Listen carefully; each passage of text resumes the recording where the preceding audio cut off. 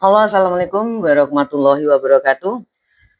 Ketemu lagi di channel YouTube Omah Dosen yang tidak bosan-bosannya selalu akan sharing-sharing dan akan menjawab pertanyaan dari teman-teman, baik itu melalui komen, kemudian melalui TikTok ataupun media sosial Omah lainnya. Baik, melanjutkan kembali. Jadi bukan review aja, berkelanjutan dan berkesinambungan. Tetapi tadi apa perbedaannya pada awal pertanyaan. Kemudian ada pertanyaan bagaimana cara melakukannya Oma. Baik, Oma akan mencoba sharing terkait cara melakukan review rekam medis dan review rekam medis berdasarkan Starkes. Oma mengingatkan kembali bahwa ini adalah ketika kita melakukan review rekam medis atau rekam medis elektronik dan review rekam medis berdasarkan Starkes edisi terbaru, ya, ini merupakan dua hal atau dua sisi mata uang yang sama. Artinya dua perspektif yang saling melengkapi. Jadi kalau misalnya kalau Oma bisa mencontohkan, menskenariokan itu, kalau di coding itu belajar kodifikasi itu adalah Dagger dan Astrid. Jadi review rekam medis atau rekam medis elektronik itu sama dua sisi mata uang, ya, sama dengan harus dilakukan. Ada cewek ada cowok, nggak boleh terpisah, ada Dagger Asterik gitu. Kalau misalnya ngelakuin yang misalnya review aja, ini yang review Sarkesnya nggak bisa dilakukan. Begitupun juga Sarkes melakukan dari mana dasarnya, artinya saling melengkapi. Jadi Oma mengingatkan kembali bahwa ketika kita nih bicara terkait review rekam medis, maka kita akan bicara tentang metode teknis pelaksanaannya. How? Bagaimana pelaksanaannya? Tapi ketika kita bicara review berdasarkan Starkes, maka yang kita lihat adalah standar mutu yang menjadi acuannya. Apa yang dicari, apa yang dinilai, itu di Starkes. Beda dengan yang rekam medis tadi. Bagaimana teknis pelaksanaannya, gimana ini? Gitu. Nah, sekarang Oma akan mencoba menjawab dengan sharing Oma di channel YouTube ini. Semoga nanti bisa bermanfaat semampu dan sepemahaman Oma. Oke. Kemudian kita akan Oma akan lihat dulu cara melakukan terkait dengan review rekam medis elektronik. Kalau tadi berbasisnya adalah teknis how, bagaimana caranya, maka review rekam medis ini berfokus pada efisiensi sistem. Ingat, efisiensi sistem, kelengkapan entry data, dan keamanan digital. Berdasarkan apa? Permenkes 24 2022. Oke. Ingat ya, cara melakukannya itu yang harus tuh tools itu ya. Terhadap fokusnya efisiensi terhadap sistemnya bagaimana ini? Dilihat. Kelengkapan entry datanya benar nggak? Lengkap atau tidak lengkap? Dilihat. Kemudian keamanan data digitalnya bagaimana? Dilihat. Sesuai nggak dengan standar yang ada di PMK 24 2022 seperti itu. Kemudian Oma terus oke, toolsnya apa Oma? Alat yang dibutuhkan. Oma coba sharing. Ya pasti karena ini rekam medis, review rekam medis, maka kita harus punya akses ke modul audit SIMRS atau kita harus mempunyai akses MOOC. Dan apakah pertanyaan Oma pertanyaan Oma adalah apakah sudah ada modul untuk audit di SIMRS, ya itu. Kemudian dari audit itu nanti ada suatu kuesioner atau pertanyaan yang harus di checklist, ya. Efisiensi sistem apa aja sih yang akan dinilai dari efisiensi sistem, itu sudah ada. Oh ini checklist. Lengkap nggak entry datanya? Oh lengkap atau tidak lengkap, checklist. Ada yang bocor nggak nih apa informasinya, keamanan datanya? Ada yang akses nggak selain ini petugas atau yang berwenang? Itu silakan. Harus checklist, harus ada instrumen digital yang terintegrasi pada sistem. Jadi ketika kita melakukan review rekam medis, pastikan dulu sistem rekam medisnya sudah terintegrasi dengan SIM RS dan sudah mempunyai modul terkait dengan audit, ya, audit pada SIM audit, ya, modul audit. Kemudian pastikan juga pada modul audit itu sudah ada checklist untuk melihat apakah efisiensi sistem itu berjalan lancar atau tidak. Monggo silakan bagaimana. Kemudian kelengkapan entry datanya bagaimana, silakan. Apa saja yang harus kita lihat, ya, fokus orientednya tadi yang harus kita lihat, kelengkapannya, pencatatan dan seterusnya, atau perekaman atau pendokumentasiannya tadi.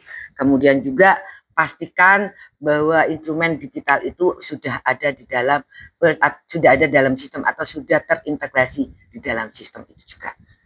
Jadi kalau misalnya, lah Oma kalau misalnya di sistemnya nggak ada, Oma gimana? Ya nggak apa-apa, kita bisa menyiasati, kita buatlah tabulasi, tapi sesuai. Kalau belum kita lakukan manual. Dari hasil manual nanti kita berikan dan seterusnya. Monggo, tergantung kebijakan masing-masing. Kalau Oma seperti itu, ya, silahkan monggo. Karena integrasi itu juga kan nggak mudah, pendanaan juga besar. Kita lihat tergantung kapasitas atau tergantung kebijakan daripada pasienkes masing-masing. Kemudian bagaimana langkahnya? Secara teknis, kita harus punya SPO terkait pengambilan sampel. Sampel terhadap apa? Ya sampel yang mau akan ini, sampel acak sampelnya yang akan kita review. Kan nggak mungkin sampel jenuh. Kalau jenuh ya tiap hari dilakukan, ya. Tapi kalau pasiennya sedikit, nah Oma mencoba itu tiap hari kita melakukan review ini, ya, baik itu terkait dengan ketepatan ataupun keterisian seperti itu. Tapi kalau pasiennya di bawah 100, ya, tapi kalau udah di atas 100 itu jangan, sulit menggunakan sampel. Artinya harus ada payung hukum yang memayungi, harus ada SPO pengambilan samplingnya. Kemudian berdasarkan apa kita lihatlah fitur pada SIM RS. Misalnya sampel rekam medis apa, mau acak atau dengan kriteria tertentu. Silahkan. Apakah yang mau kita review itu adalah misalkan nih pasien yang pulang 24 jam terakhir. Kita lihat di time-lapse-nya, timestamp-nya kan bisa. Nah, monggo nanti SPO yang mengatur. Jadi ingat ya, langkah pertama adalah adakan pengambilan sampel berdasarkan fitur SIM RS-nya. Dan jangan lupa dipayungi dengan hukum. Kemudian juga diatur juga di situ bahwa setelah itu kita melihat apa? Verifikasi atau autentifikasi tanda tangan elektroniknya. Bagaimana caranya? Kita bisa nanti melakukannya dengan cara melihat log sistem. Untuk kita punya log sistemnya, kita lihat untuk memastikan apa? Apakah entry klinisnya, tindakan entry klinisnya tadi, yang pelayanan tadi, setelah pelayanan kan kita input nih, apakah sudah ada tanda tangan elektronik atau signature-nya seperti itu. Siapa yang melakukan? Adalah PPA yang berwenang. Kemudian kita bisa melihat kelengkapannya, ya, lengkap dengan stempel waktu atau timestamp-nya tadi. Ini harus dipayungin SPO, ya. Kalau tidak ada, bagaimana caranya? Monggo, apakah dibuka atau tidak? Misalnya saya contohkan skenario. Ada satu contoh nih, contoh. Suatu pasienkes dengan ini menggunakan adalah dirawat jalan.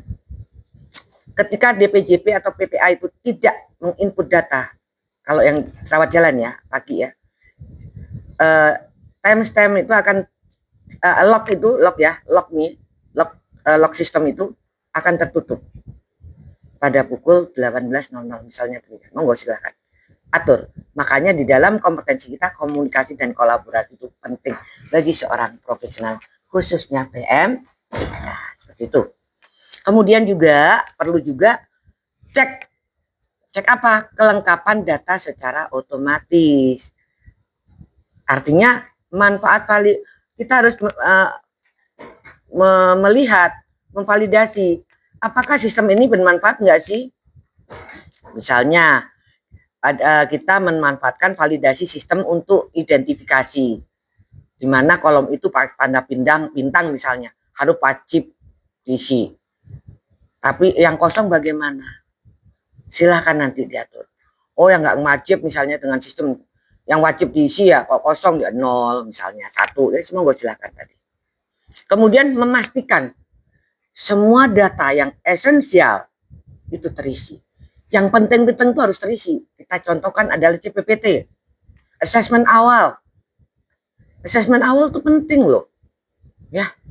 Kemudian catatan perkembangan pasien terintegrasi, inform consent, dan ringkasan pulang. Minimal itu lakukan, ya.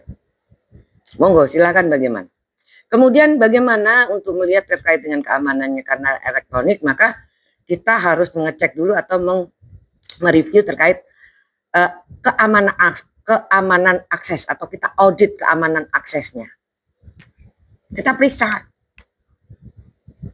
Log audit itu bagaimana? Untuk melihat siapa saja yang mengakses data pasien tersebut. Misalnya contoh, Oma berobat ini, tapi ternyata karena kepo ya, Oma kan orang ini, wah penyakitan ini misalkan.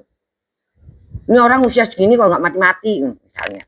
Penyakitnya banyak, komplikasi misalkan. Bisa aja, boleh. Ya, siapa saja mengakses itu harus terlihat. Nah itu sistem. Kalau masalah yang tadi Oma sampaikan itu kan hanya contoh seperti itu. Tapi siapa yang melihat itu harus bisa terdeteksi yang mengaksesnya. Kemudian juga yang tidak kalah pentingnya adalah pastikan tidak ada akses yang tidak sah. Monggo. Kalau kita fenomena yang ada sekarang kan banyak memberikan passwordnya. Kan ada passwordnya. Iya. Ada passwordnya. Bisa enggak tim IT melihat siapa saja yang lihat? Itu kan review. Kita melihat. Misalnya contoh. Pasien A ini dalam 1 hari misal, kita contoh aja misalnya aja. Yang akses itu berapa orang? Berapa DPJP? Oh, dokter A, dokter B, dokter C. Nah, itu kan bisa terlihat. Ya, nanti monggo silahkan. Bicarakan lagi ya, internal. Gitu. Tapi audit keamanan akses itu perlu di review. Periksa log auditnya. Siapa saja yang sudah masuk. Ya. Kemudian 2, pastikan tidak ada yang mengakses yang bukan kewenangannya. Itu jadi nggak boleh. Nah sekarang coba fenomena pasien banyak ini harus nginput dengan elektronik, gimana ini? Akhirnya apa? Pak, bisa di copy paste, ya kan nggak bisa. Akhirnya apakah perawat itu yang input? Monggo diatur itu, boleh atau tidak. Secara kewenangan adalah pemberi asuhan yang harus melakukan pendokumentasi atau rekodnya, seperti itu. Kemudian lihat lagi pelaporan secara otomatisnya. Kemudian kalian lihat atau kita lihat nih, fitur pelaporan sistemnya menghasilkan statistik enggak? Nah, apakah sudah terinci? Oh, misalnya di ruang rawat nih, misalnya ada 5 A, B, C, D, E. Ternyata setelah kita klik aja manajerial udah bisa lihat. Waduh, ini banyak dokter, apakah itu nanti by name, secara individu atau secara unit. Kalau Oma selalu melakukan secara individu. Karena itu sangat penting, karena nanti akan berkaitan dengan bla-bla-blanya. Itu kewenangan daripada pasien masing-masing. Seperti itu ya. Jadi ada 5. Untuk ke review rekam medis. Ya, apa aja tadi? Coba. Kita harus menentukan sampling. Buatlah SPO sampel, pengambilan sampelnya. Kemudian SPO terkait apa? Kalau bisa di ini. Oma kalau misalnya jadikan 1 boleh. Masih artinya nanti artinya judulnya ya, headline-nya adalah SPO tentang apa? Pelaksanaan review rekam medis atau rekam medis elektronik. Sama, misalnya mau lihat apa ya monggo. Caranya bagaimana yang dilihat. Silakan atur aja sendiri ya. Artinya pengambilan sampel harus ada yang memayungin, autentifikasinya bagaimana, cek kelengkapan data secara otomatisnya bagaimana, bagaimana sistem itu bermanfaat atau tidak, artinya efisien atau tidak. Kemudian bagaimana keamanan akses datanya, auditnya, akses ya, keamanan akses auditnya. Bagaimana, apakah kita perlu memeriksa berapa lama, terschedule atau tiap hari dan seterusnya, monggo silakan.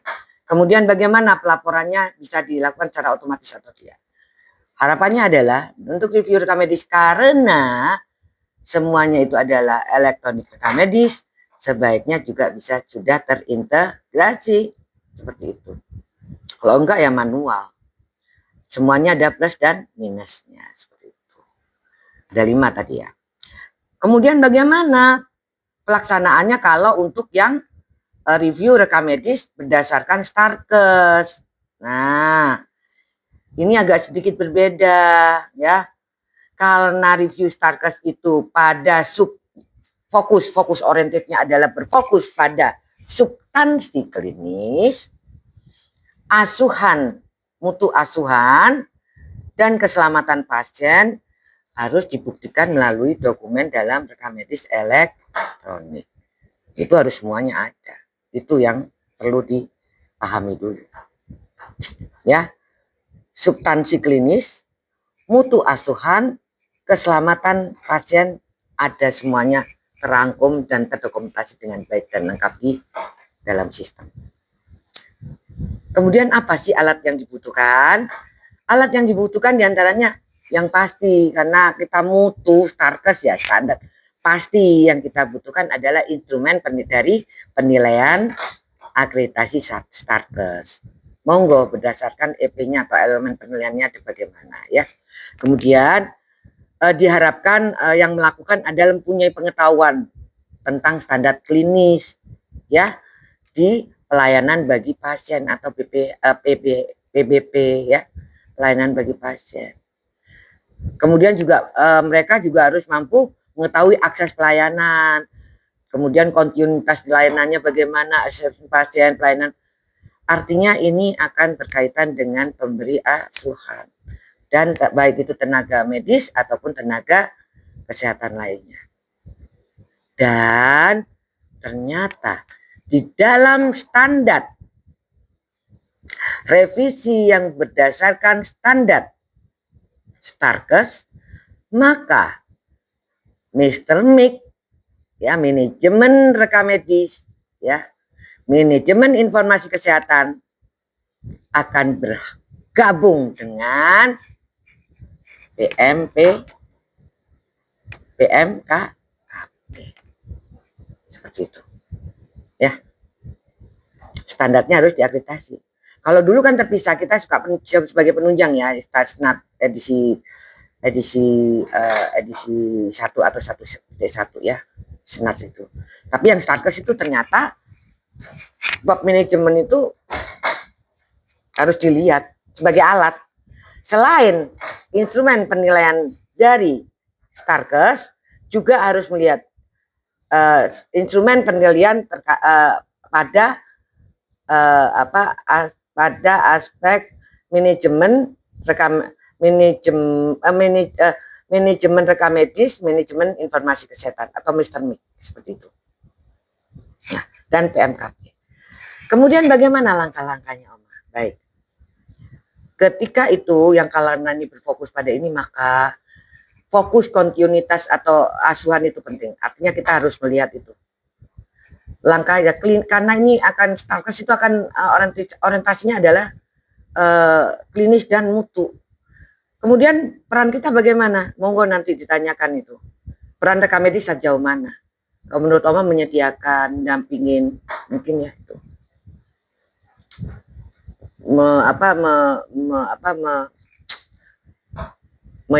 Memastikan bahwa rekam medis elektronik itu sudah siap untuk dilakukan review terhadap standar dengan Starkes seperti itu. Kemudian jadi kita harus memfokuskan pada kontinuitas asuhan. baik itu asuhan keperawatan pelayanan kesehatan APK-nya atau asesmen pasiennya, ya pelayanan pasien monggo nanti ya, itu terkait akreditasi. Tapi itu jadi instrumen akreditasi dan instrumen akreditasi Starkes dan Mr. Mick itu akan menjadi satu kesatuan di dalam standar review pada standar review berdasarkan Starkes seperti itu. Kemudian kita harus bisa melihat di dalam ini lakukanlah adalah meninjau alur asuhan. Ya, artinya alur asuhan itu bukan pasien datang ke sini-sini, tidak. Kita harus tahu memastikan alur itu terdokumentasi dengan baik.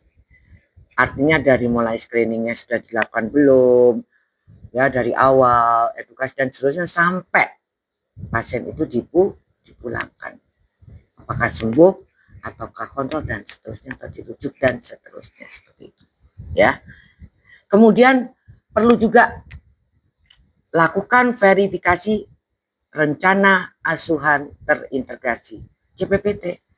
Itu lembar-lembarnya tadi 4 yang tadi depan itu juga harus dilihat juga. Tapi bedanya di sana lengkap atau tidak, terisi atau tidak. Tapi di sini tidak, substansinya yang terisi apa sesuai. Misalkan Oma nih contoh aja ya mungkin. Misalnya pasien itu dikatakan hipertensi, orang tensinya itu cuman misalnya atau tekanan darahnya naik atau abnormal gitu ya, hipertensi gitu, di atas normal gitu. Usianya misalnya 65. Loh pasiennya tensinya cuma 120/80 misalnya. Atau mungkin diagnosisnya hipotensi tapi pasiennya itu usianya 24 tahun. Kemudian pemeriksaan TTV-nya itu misalnya 120/85. Itu bisa terjadi. Nah, model-model seperti itu ya untuk klinis. Verifikasi rencana asuhan terintegrasi. Artinya periksa CPPT-nya. Karena CPPT itu seluruh seluruh nakes dan namet itu nggak boleh ini. Jadi siapapun beri asuhan harus nulis. Soapnya, admennya harus tulis. Yang nanti ada yang verifikasi. Silakan nanti itu tergantung dari yang ada. Artinya CPPT itu adalah suatu template atau fitur kolaboratif. Kita Oma mengingatkan kembali bahwa rekam medis adalah alat komunikasi antar pemberi asuhan. Seperti itu. Baik itu manual ataupun elektronik ataupun digital lah apa. Kemudian cek juga asesmen risiko. Artinya manajemen risiko itu penting. Ya. Baik itu risiko jatuh, risiko nutrisi, risiko dekubitus. Itu harus dilakukan dengan tepat waktu. Kemudian hasilnya harus ada tindak lanjut dan intervensi yang harus juga didokumentasikan. Selanjutnya adalah ada fokus pada keselamatan pasien SKP-nya. Cek dulu komunikasi efektifnya. Tapi dalam hal ini adalah audit catatan perintah. Misalnya. Petugas perawat pukul sekian konsultasi, tulis tanggal ininya. Konsultasinya apa ke dokter, dok pasien dalam kondisi gini. Nah, kemudian mendapatkan telepon atau chat WA misalnya tanggal sekian pukul sekian itu harus tercatat. Kemudian melalui apa medianya telepon atau chat itu harus tercatat. Kemudian bisa dipastikan bahwa ada dokumen feedback atau baca ulang seperti itu yang ditandatangani oleh pemberi dan penerima perintah. Ya. Kemudian juga perlu juga dilakukan verifikasi surgical safety, checklist SKP, checklist keselamatan bedah jika ada, itu terisi atau tidak di dalam RME. Apa saja biasanya? Biasanya mencakup check in, time out dan check out. Itu yang penting dicek terekam atau tidak. Kemudian juga pada tadi fokusnya tadi klinisnya ya berfokus pada ya tadi kontinuitas asuhan, kemudian juga terkait dengan keselamatan pasien dan nambah lagi yang Oma sampaikan Mr. Mick yang dulunya ada di bab 2 atau bab berapa ya, itu akan menjadi bagian di dalam review rekam medis berdasarkan Starkes ini, di mana pastikan kelengkapan isi rekam medis secara aspek hukumnya, verifikasi kapan dilakukan retensi, kemudian keamanan informasinya bagaimana itu akan dilihat dan dinilai. Seperti itu. Kalau di atas 5, sini. Artinya, jika boleh Oma simpulkan adalah hasil dari review rekam medis atau rekam medis elektronik dan review rekam medis berdasarkan Starkes itu sebaiknya secara bersama-sama dilakukan. Dimana ketika review rekam medis, maka fitur teknis RME-nya ya dilihat otomatisasinya, kemudian timestamp-nya, e-signature-nya untuk memverifikasi tingkat kepatuhan terhadap persyaratan substansi. Kemudian kalau Starkes gimana Oma? Ya, kita bisa melihat sistem kelengkapan asesmen awal dalam 24 jam pertama. Ya, di mana ini juga 24 jam pertama itu harus dilakukan pemantauan, yaitu akan menjadi elemen penilaian daripada asesmen pasien. Kemudian manfaat daripada audit rekam medis ini untuk mengidentifikasi masalah mutu, ya. Kemudian bisa dilakukan, harapannya adalah harapannya bisa dimanfaatkan ya, hasilnya bisa dimanfaatkan dan ditindaklanjuti dalam program peningkatan mutu dan keselamatan pasien seperti itu.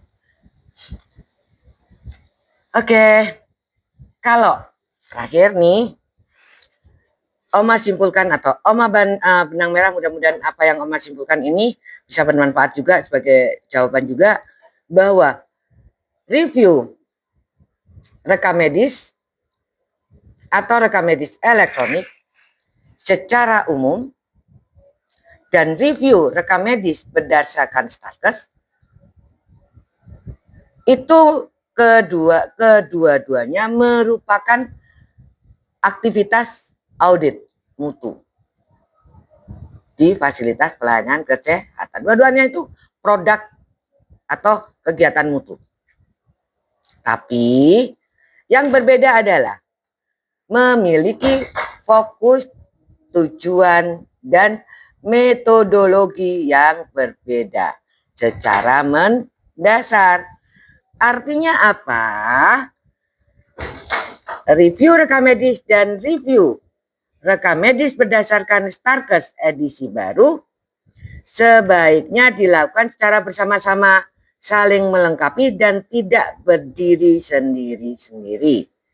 Ya, di mana review Starkes akan memastikan format dan prosedur terdokumentasinya dengan benar, sedangkan review rekam medis secara umum memastikan substansi klinis dan kebenaran data yang terkandung di dalam. Itu tadi jawaban. Bagaimana cara pelaksanaan instrumennya sudah Oma sampaikan. Kemudian ingat bahwa ketika review rekam medis dan review rekam medis berdasarkan Starkes edisi baru, ini adalah hal seperti dua sisi mata uang yang sama dan saling melengkapi. Dan ini tidak boleh sendiri-sendiri. Kan udah dong, aku review aja rekam medis deh, nggak usah ngelakuin review Starkes. Udah Starkes aja deh, kalau nggak usah ngelakuin. Bagaimana Starkes bisa dilakukan kalau tidak dilakukan dulu review rekam medis? Seperti itu. Baik, itu tadi sharing Oma terkait cara pelaksanaan review rekam medis dan review rekam medis berdasarkan Starkes. Mudah-mudahan bermanfaat. Harapannya ada pertanyaan lagi yang nanti akan mudah-mudahan Oma bisa sampaikan atau jawab di dalam YouTube, sehingga semuanya bisa melihat kemudian sebagai bahan-bahan referensi atau baca-baca atau mengingatkan kembali sebagai panduan secara non formal ya, non formal sebagai penambahan ilmu ya dari Oma. Terima kasih. Sampai ketemu lagi di channel YouTube Oma Dosen dengan masih sharing seputaran di bidang rekam medis dan informasi kesehatan. Belajar dan belajar. Jangan puas dengan apa yang kita dapat, karena mungkin kita ada kekurangan. Kita dengan cara membaca, melihat, menonton akan menambah ilmu kita. Maka ketika ilmu kita bertambah, maka bertambah juga nilai dalam diri kita sebagai seorang profesional. Seperti itu. Terima kasih, sampai ketemu lagi di channel YouTube Oma Dosen. Jangan lupa subscribe, komen dan share. Kemudian komen dan share ya. Sampai ketemu lagi. Salam sehat, salam rahayu. Wassalamualaikum warahmatullahi wabarakatuh. Salam.